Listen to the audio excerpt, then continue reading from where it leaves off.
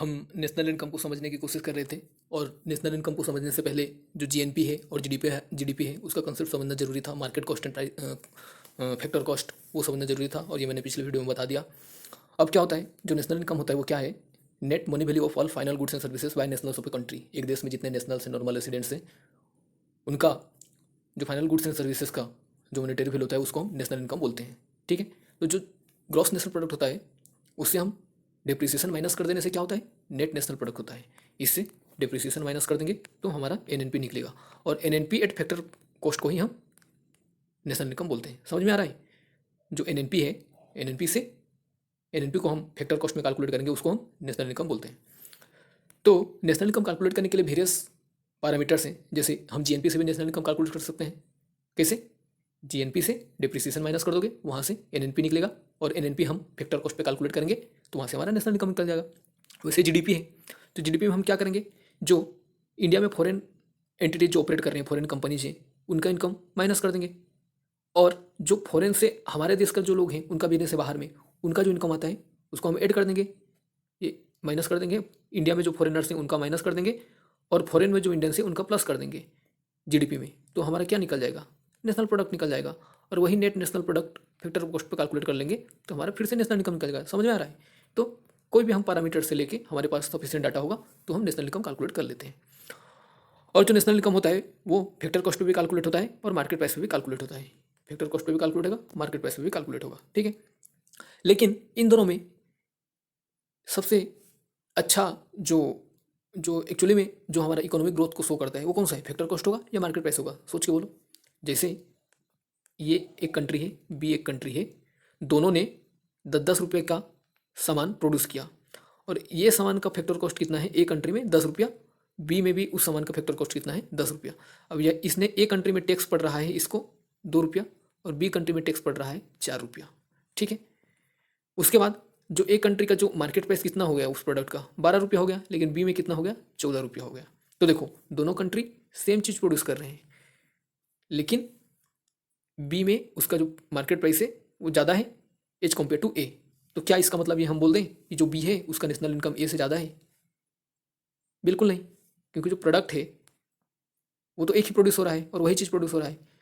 तो हम जो मार्केट प्राइस है उसको हम एवॉइड करते हैं जो एक्चुअल नेशनल इनकम को कैलकुलेट करने के लिए। होता दोनों में ही, मार्केट प्राइस में भी नेशनल इनकम कैलकुलेट होगा, फैक्टर कॉस्ट में भी कैलकुलेट होगा, लेकिन जो फैक्टर कॉस्ट होता है, मैंने एग्जांपल के थ्रू अभी समझाया, तो जो फैक्टर कॉस्ट होता है वो फैक्टर कॉस्ट हमारा जो एक्चुअल इकोनॉमिक ग्रोथ है, इकोनॉमिक प्रोडक्शन है, उसको फैक्टर कॉस्ट से हमको पता चलता है।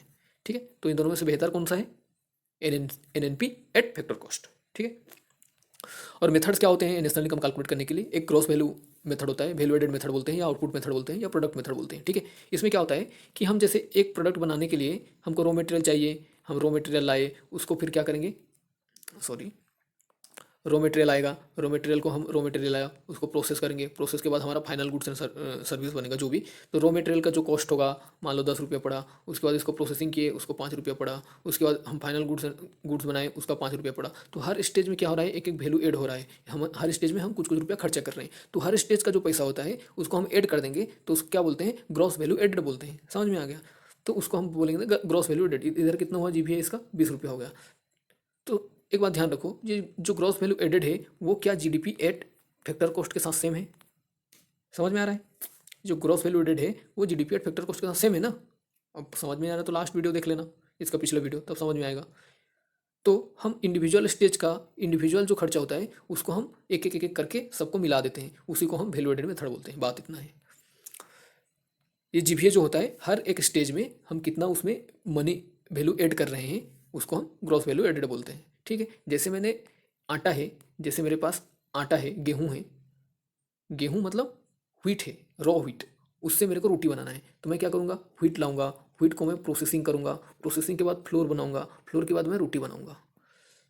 तो ये ग्रॉस वैल्यू एडेड का कॉन्सेप्ट क्या होता है, जैसे मैंने 50 रुपये का व्हीट खरीदा, उसको प्रोसेसिंग मतलब साफ़ सफाई किया, उसको ड्राई किया तो मेरे को 10 रुपये मान लो खर्चा आ गया। उसके बाद उसको पीसा, मैंने फ्लोर बनाया तो उसमें मेरे को 5 रुपये खर्चा आ गया। फिर मैंने उससे रोटी बनाया तो उसमें फिर मेरे को 5 रुपये खर्चा आ गया। तो जीपीए क्या होगा, 50 रुपया प्लस ये 10 रुपया प्लस ये 5 रुपया प्लस ये 5 रुपया, मतलब टोटल 70 रुपया होगा हमारा जीपीए। समझ में आ गया? इसी को ही जीपीए बोलते हैं। और ध्यान से देखोगे तो ये जीपीए क्या होगा, जीडीपी एट फैक्टर कॉस्ट भी हो गया, समझ में आ रहा है?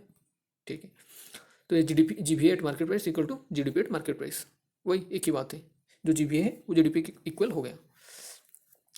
और ये एक इक्वेशन है, इसको याद रख लेना, GVA at market price equal to value of output minus intermediate consumption. हमारा जो इंटरमीडिएट कंजम्पशन का मतलब ये हुआ कि जैसे मैंने व्हीट बनाया, सपोज मैंने व्हीट लाया, उसके बाद मैंने यहाँ पे फ्लोर बनाया, व्हीट से मैंने फ्लोर बनाया, तो व्हीट मैंने 50 रुपये का लाया और मेरे को फ्लोर बनाने के लिए मेरे को 20 रुपया लगा, तो मैं क्या ये इसका रेट यहाँ पे मैं 70 रुपया नहीं लिखूँगा, ठीक है। पहले से 50 तो फ्लोर का मैं खरीदा और मैंने फिर 20 रुपया उसमें साफ सफाई करके किया, तो 20 रुपया मेरे खर्च आया, तो ये हम सेकेंड स्टेज में यहाँ पे 70 नहीं लिखेंगे, यहाँ पे 20 लिखेंगे, ठीक है। तो ये डबल काउंटिंग ना हो बोल करके ये इंटरमीडिएट कंजम्पशन जो है, यहाँ पे इंटरमीडिएट कंजम्पशन क्या हुआ, ये 50 रुपया हुआ, तो इस 70 से हम 50 माइनस कर देते हैं, तो 20 रुपया हुआ, तो ये 20 रुपया यहाँ पे ऐड होगा, तो 50 20 70 हो जाएगा, ठीक है। ऐसा नहीं होगा कि 50 रुपया यहाँ पे व्हीट खरीदा और यहाँ पे हमारा कितना हो गया, ये 70 रुपया हो गया, तो हमारा वो टोटल वैल्यू उसका 120 रुपया हो गया। ऐसे करोगे तो डबल काउंटिंग हो जाएगा। तो ये इंटरमीडिएट जो कंजम्पशन है, यहाँ पे इंटरमीडिएट कंजम्पशन क्या होगा, ये व्हीट, तो ये इंटरमीडिएट कंजम्पशन का वैल्यू को हम माइनस कर देंगे, मतलब यहाँ से 50 रुपया काट देंगे, तो इसका एक्चुअल वैल्यू कितना हुआ, 70 रुपया। तो एक्चुअली में कितना खर्चा हो रहा है, 70 रुपये ही तो हो रहा है, तो उसको इंटरमीडिएट वैल्यू बोलते हैं। तो इसमें दिमाग खटाने वाला चीज़ नहीं है, ये तुम याद नहीं रखोगे तो भी अच्छी बात है, लेकिन ये इक्वेशन पड़ जाता है कहीं कहीं पे, तो याद रखना, मैं सजेस्ट करूंगा याद रखने के लिए।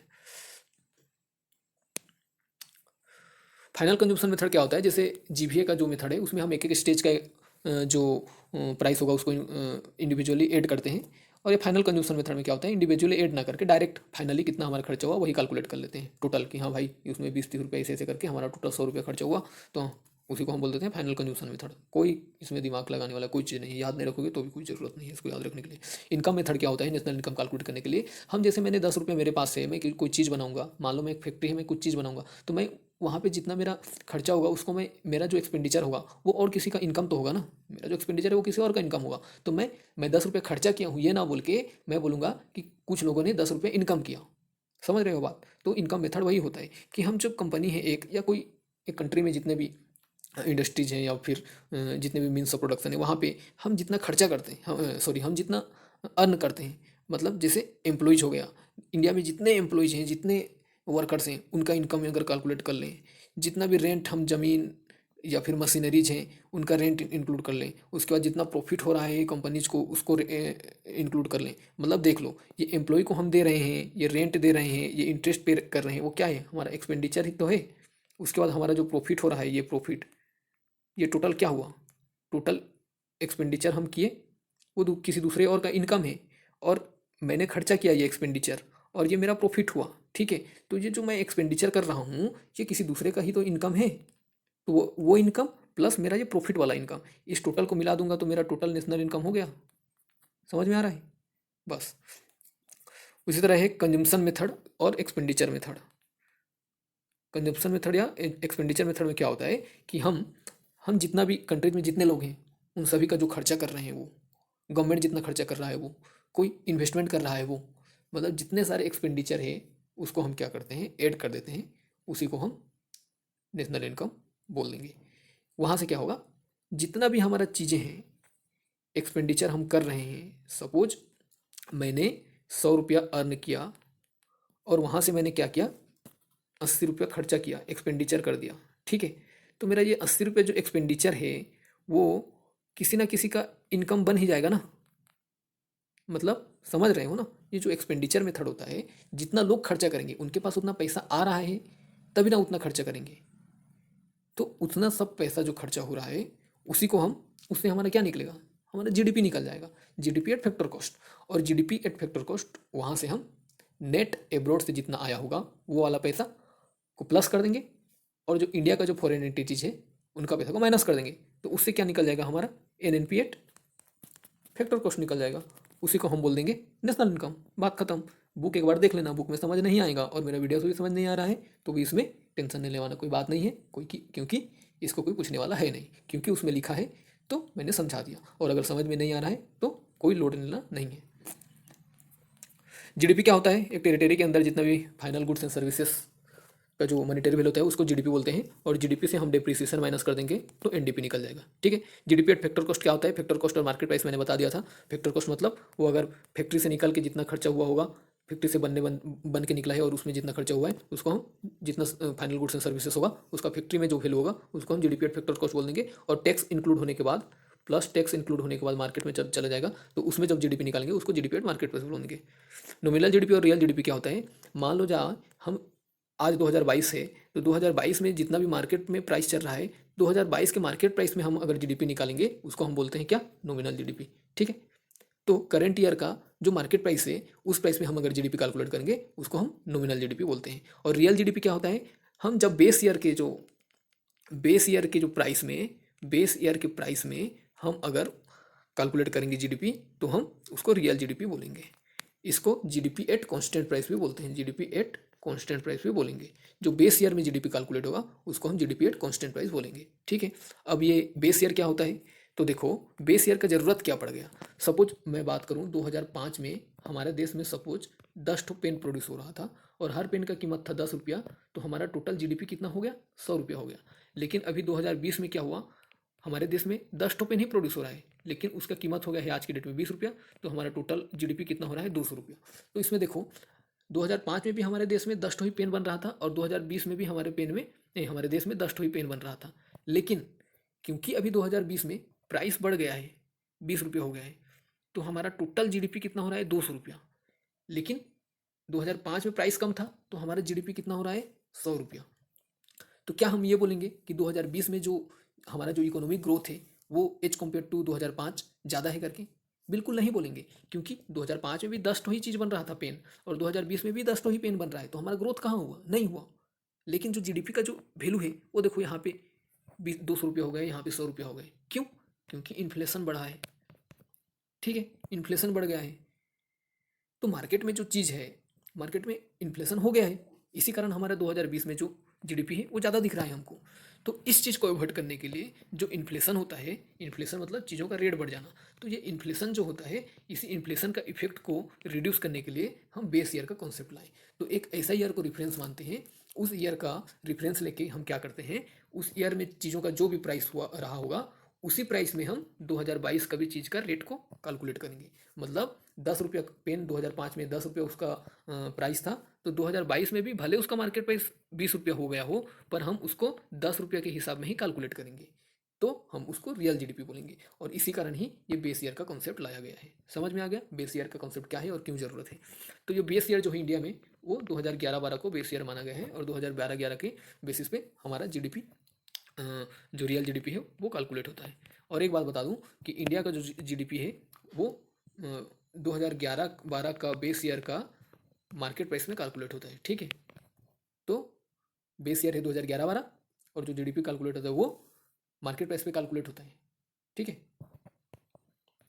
प्रेजेंटली हाउ कैलकुलेटेड, तो वही बता दिया मैंने कि जो जीडीपी होता है वो बेस ईयर का मार्केट प्राइस में कैलकुलेट होगा, उसको हम बोलेंगे रियल जीडीपी। ठीक है, थैंक यू।